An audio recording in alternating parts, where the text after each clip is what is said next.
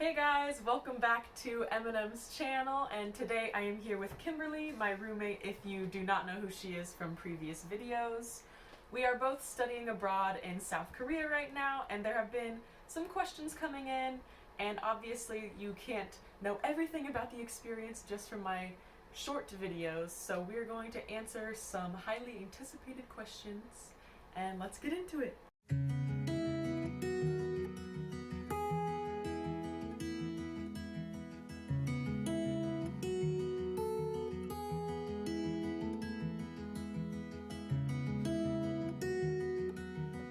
So to start off this video, I think we're going to break it down into two main parts. The first part is the logistics of getting into Korea and our life at school here. And then the second video will be about life in Korea and then the things that we have experienced and more of like a fun video. So starting off with the first question, that is how we got into the country and how difficult that is. So the visa process is fairly simple, but you have to go through a lot of paperwork and you have to search for a lot of help online. At least that's what I did. I mailed in my visa to the Chicago embassy, and then they just mailed it back to me in a couple of weeks. So that was fairly simple, but getting through the airport was quite scary for me, at least not knowing very much Korean. I made a video about this previously if you want to watch my detailed breakdown, but you just need to make sure you have all of your paperwork right there and make sure to listen to the directions of everyone that's helping you. Kimberly had a little bit of a different experience though. So for me, because I live closest to the DC consulate, it was a little bit difficult getting the visa. They don't accept mail-ins, so I had to drive to the DC consulate and in person hand all my stuff.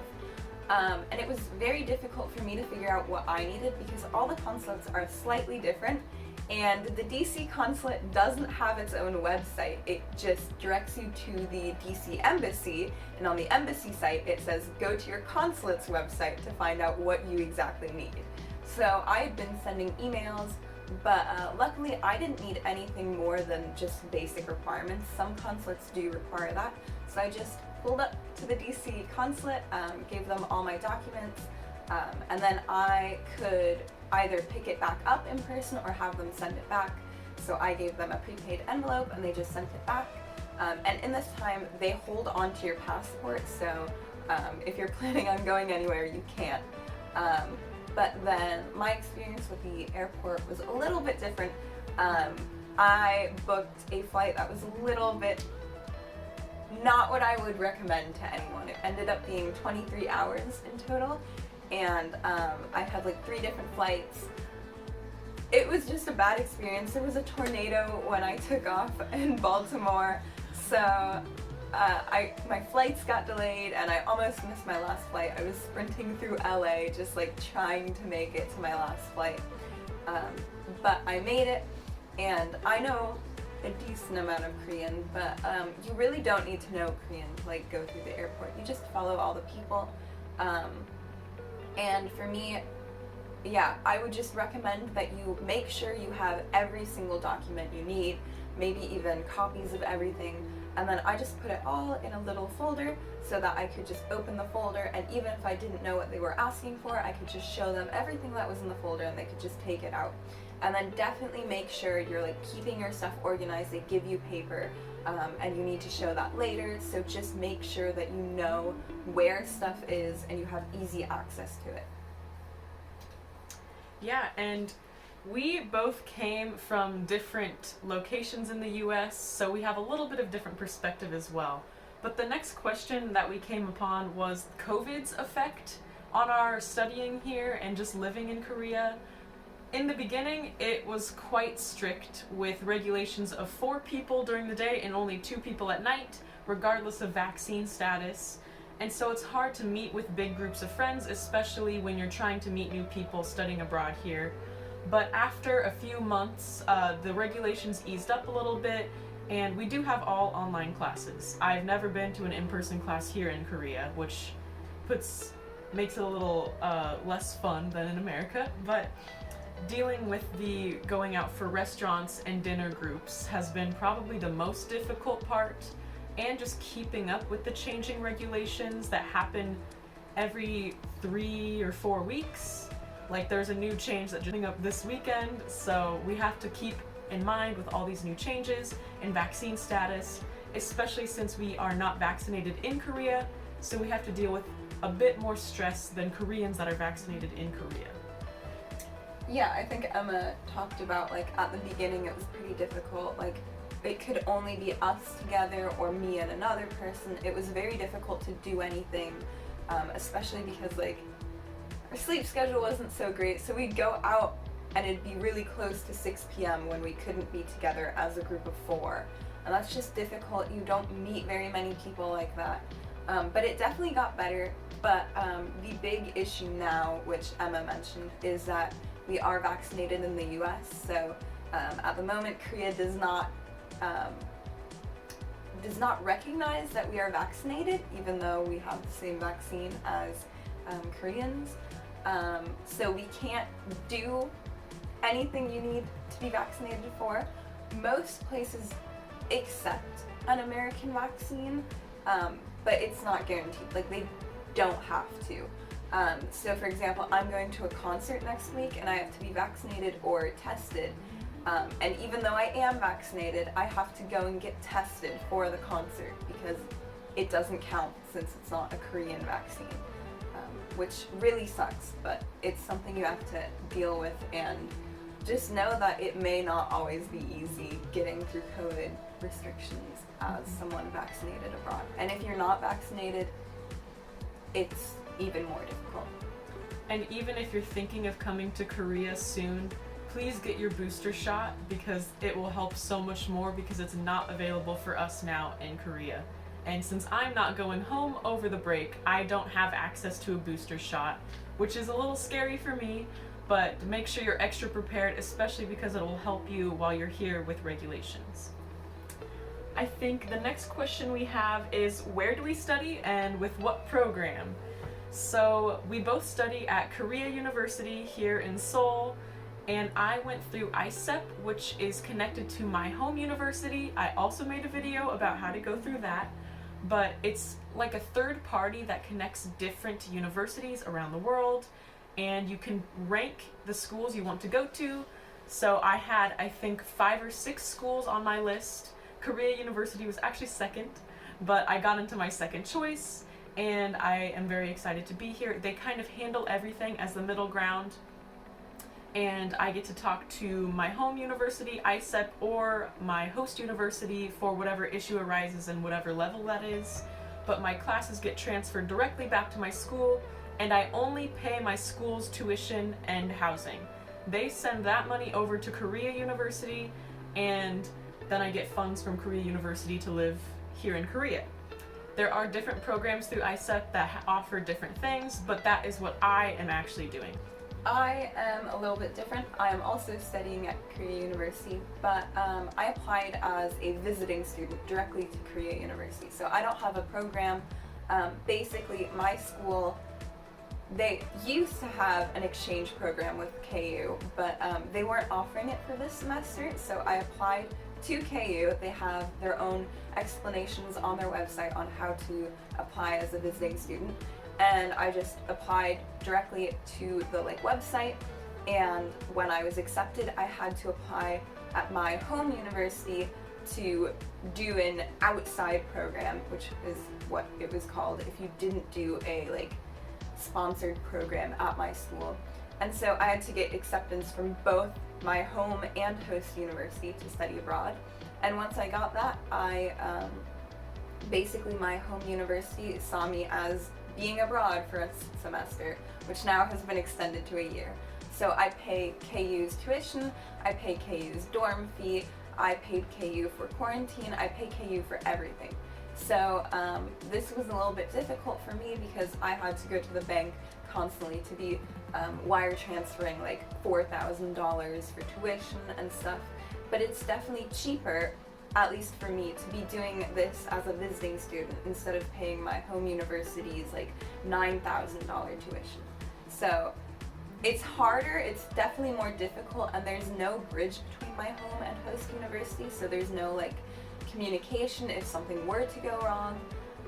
But everything's worked out for me, and you just need to make sure you're on top of all the deadlines because no one's there to help you.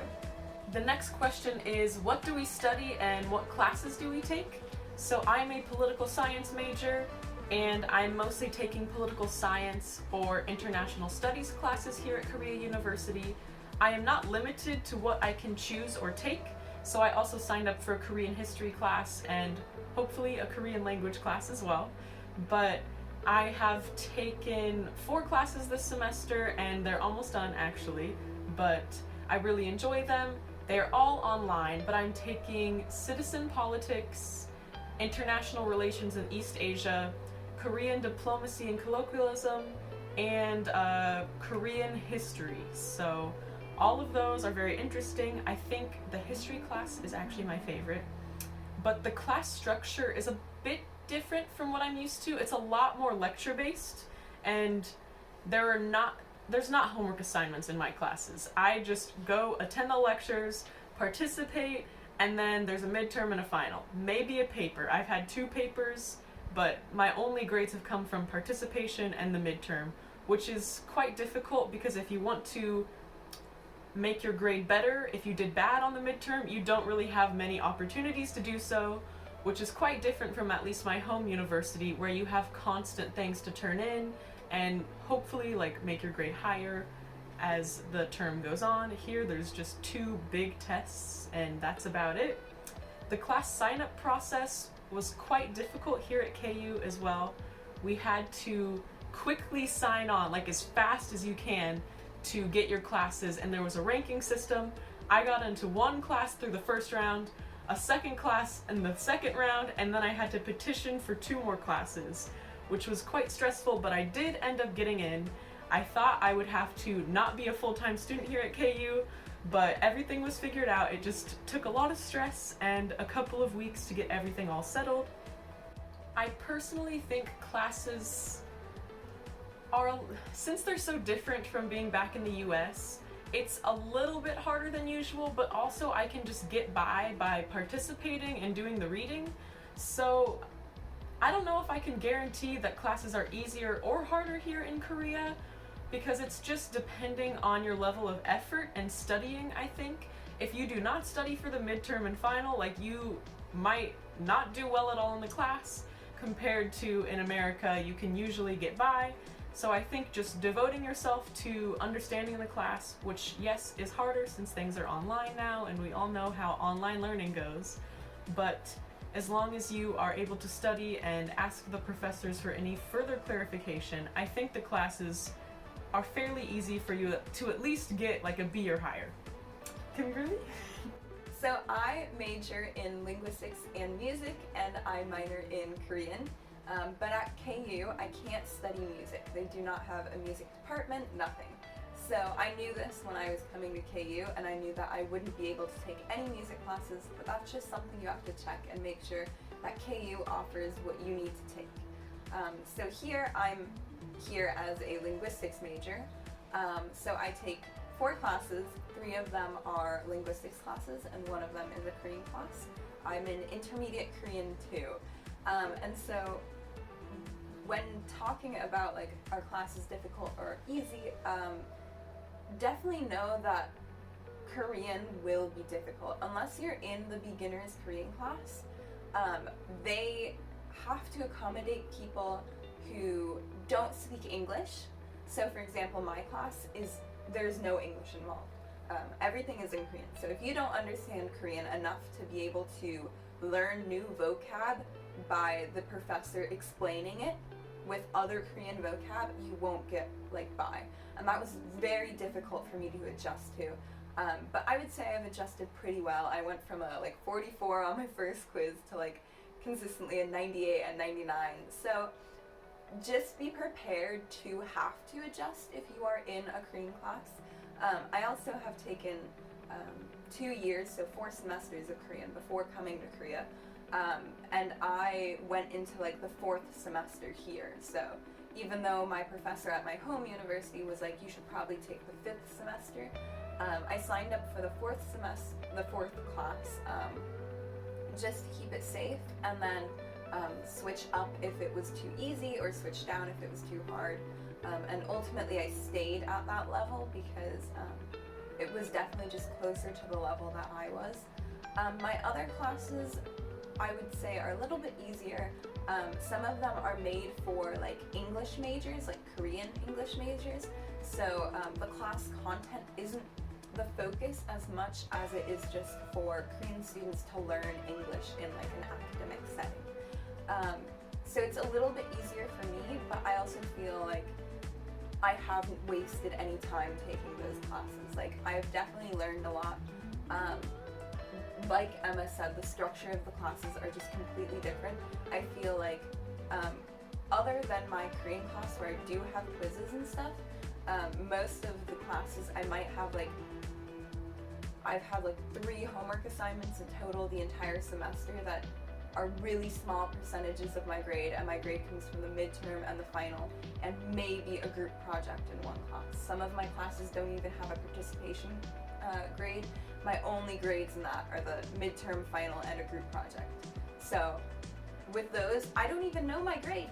None of my grades are in, so I won't know until the class is over what my grade is like, which is terrifying and very different from my classes in the US. So just be prepared for a different style of class.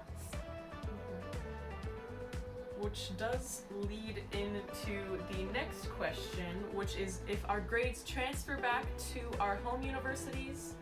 So through ICEP and my home university, I have to get a C+ or greater, and it's a pass-fail grade.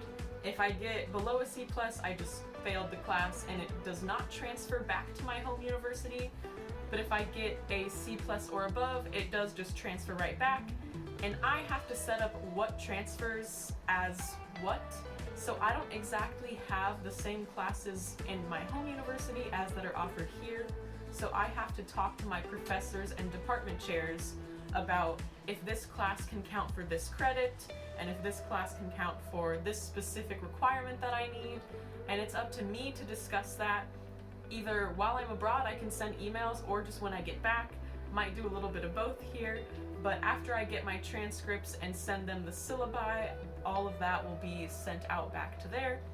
I believe on my Wesleyan transcript, it will just be like a pass or a fail next to it, and not the letter grade. But my KU transcript will of course be the letter grades, because that is what I am bringing back to show my professors as well back home. For me, it's a little bit different. Again, I'm a visiting student, so everything is up to me to do. But my school, they accept everything that I take here. It doesn't have to exactly be a class at my home university.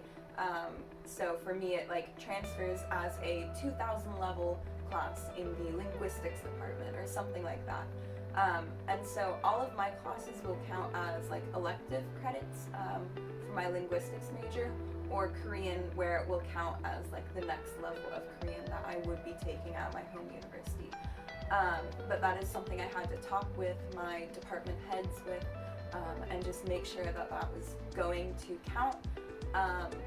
And for me, it is also, I just have to pass the class here, and then on my transcript at my home university, it shows up as like, I took this class and I passed it. It does not factor into my GPA, so this entire year basically will not have an effect on my GPA, which could either be good if you have a good GPA, or bad if you're trying to bring up a bad GPA. But that's specific to my university, so you definitely have to check that out with your university. And just know that any transcript you're taking home from KU will get attached to your transcript at your home university. So it's not like this transcript doesn't count. People will be requesting it when you're like applying for jobs or grad school. So know that it isn't a throwaway semester or year, but it isn't as, people don't look at it at first like they would your like home university transcript.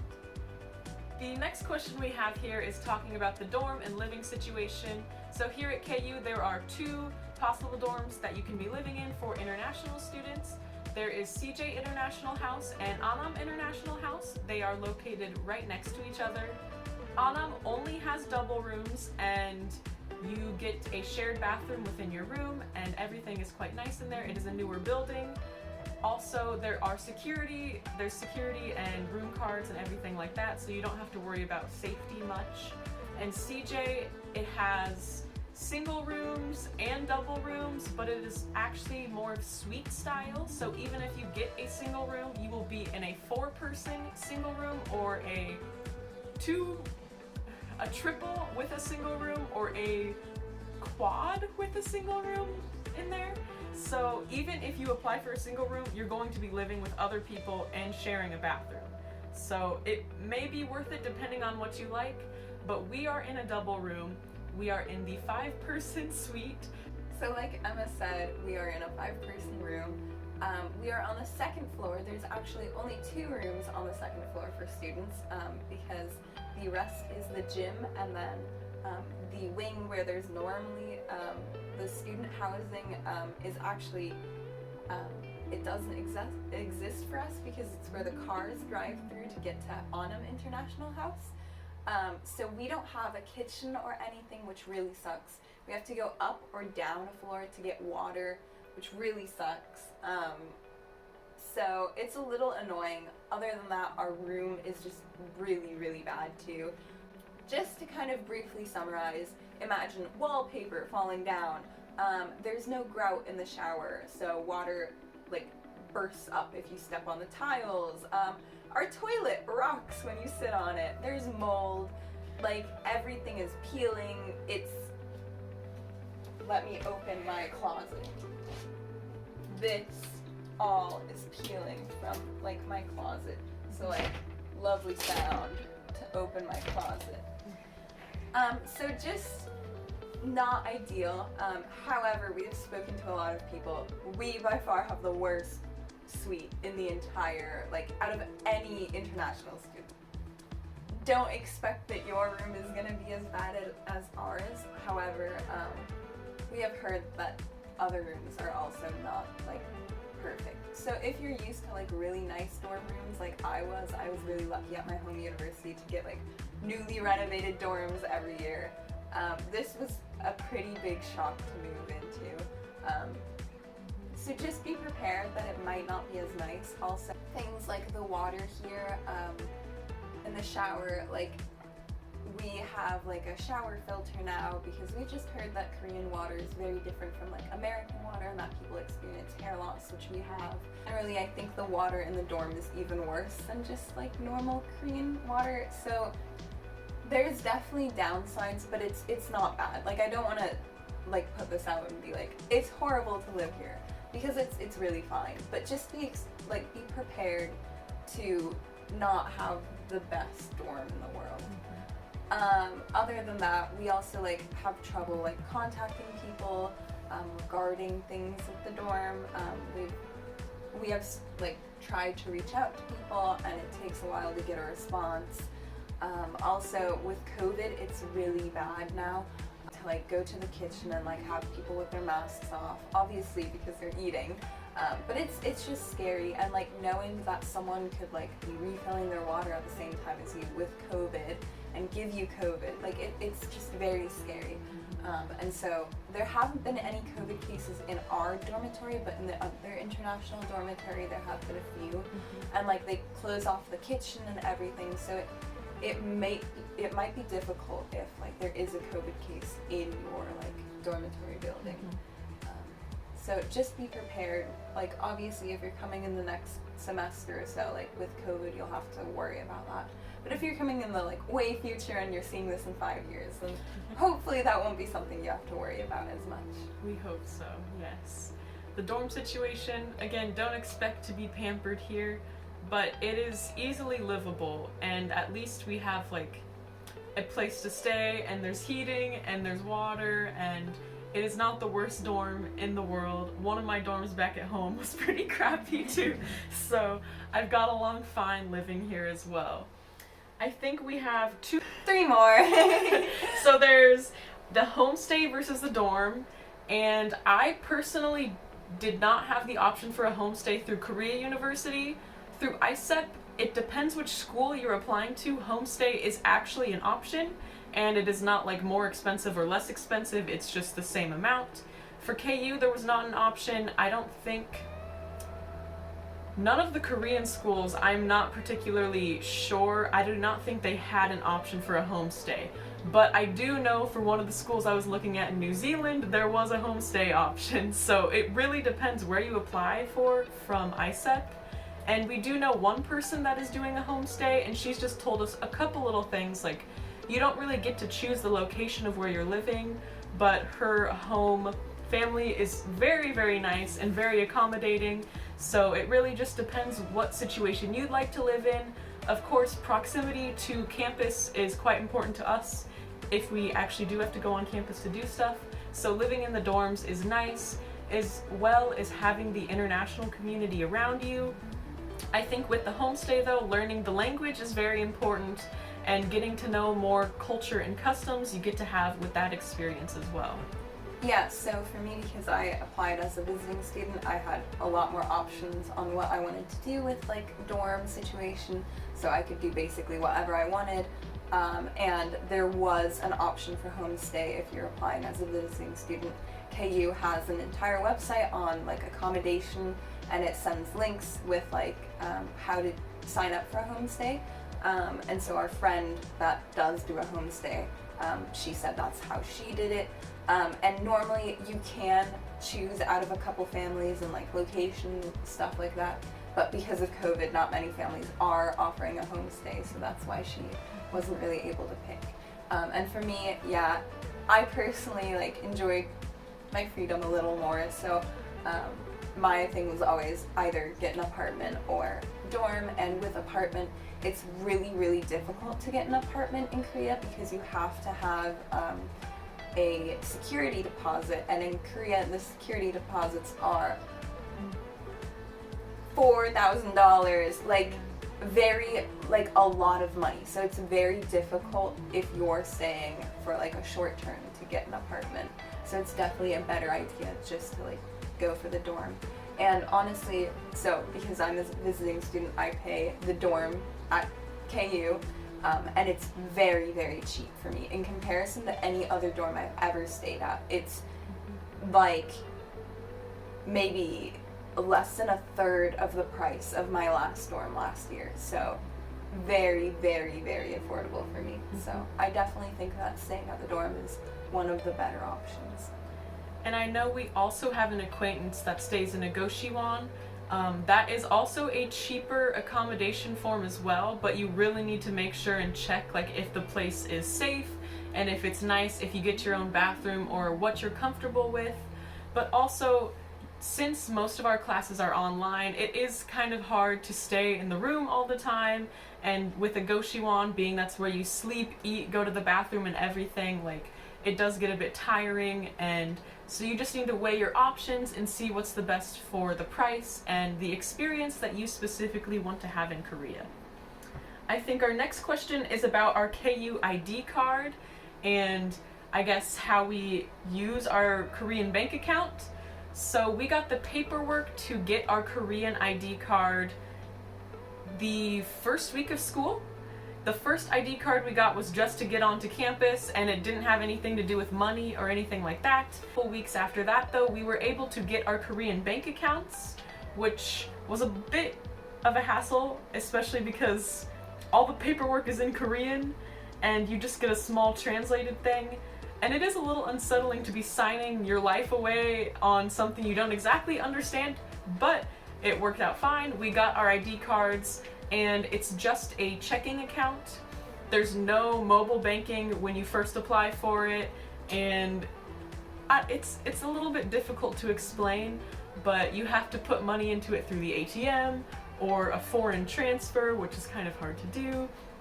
I have my ISEP stipend, which comes from Korea University, and they put it straight onto my card a week after I got my bank card, which was mid-October.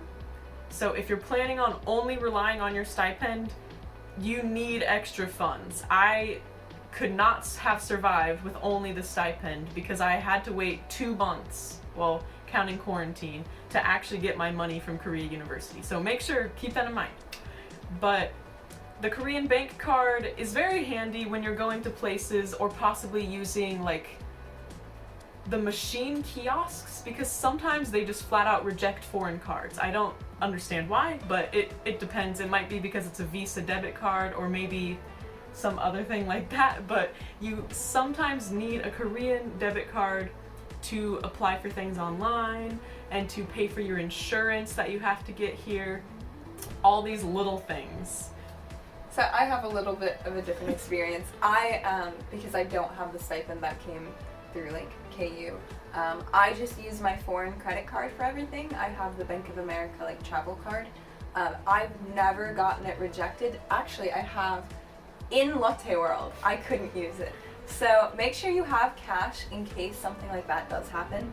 I have been very lucky that I've never been rejected other than that. But I know of people who have had to pay like 80,000 won and their credit card doesn't work because it's a foreign card. So just know, and I would suggest like having multiple different options. The only thing that I like know of that you have to use a foreign card, or a domestic card for, is basically anything online. If you are ordering anything online, if you are using coupon, if you are ordering concert tickets, which is like what I have been doing a lot of, you need to have a Korean card. So that's where like the Korean bank account helps me so much, because otherwise I wouldn't have any concert tickets for all of the concerts I've seen, and like very stressful. You also most of the time need to have your ARC linked to your bank account because in Korea they verify your identity online so much. It's not like America where you can just put in your card info. Like they have to make sure that it is you using the card. So you have to have like your phone number that is linked to your ARC, linked to your bank account, for it to verify that it is you using the card. And for me, using the card is more expensive than using my credit card because I have to take money out of the ATM from my bank account, and there's a 4,000 won fee for that, and then my bank account also has a $1 fee for using a ATM that isn't from that bank. And then there's also a small transaction fee. So there ends up being a couple fees on top of like the actual money that I'm taking out. So I prefer to use my card if I can. Also with the like insurance, you can pay for that with cash. But you need cash for a lot of things. So be like prepared to do that. Like refilling your T-Money card to use transportation only allows cash. So be prepared to have a way that you can take out cash in Korea because you do need a lot of it. Now the final question for this part, I touched on a little bit, I will just say a little bit more. ICEP stipends depend on where you're going and the school you're going to and your home university. So the amount that I got can be completely different from the amount that someone else is getting. So you can never like expect a certain amount. It will come in your award letter. I got around 990 US dollars, which in won is 1,080,000 won, and that lasted me about through the entire semester, but I did get it in October. So with my budget, it's a little iffy, but just make sure you have funds, especially in Korea. I know that I could have budgeted more at the beginning, but I believe that the stipend is not enough for you to completely live on, especially since I'm staying here over the winter break, which means I have to use my own money for winter break until I get my second stipend in the spring semester. So also you need your Korean bank account to be able to receive the stipend. So regardless, I had to make the bank account, like no matter what, or else I couldn't receive the money. Kimberly had the choice, but she thought it would be better for her to get one as well, since it's only 5,000 won to open it anyways, so fairly cheap, and you did not have to have a minimum amount of money in there like in America, so I think it was worth it to get that and the nice ID card that you get as well. That wraps it up for the first part of the video with all the logistics on our school life and COVID and getting to Korea. Watch the next video to check out some more fun questions about living in Seoul and Korea and the possible things that we get to do, hear, and see for fun. Alright, see ya! It's so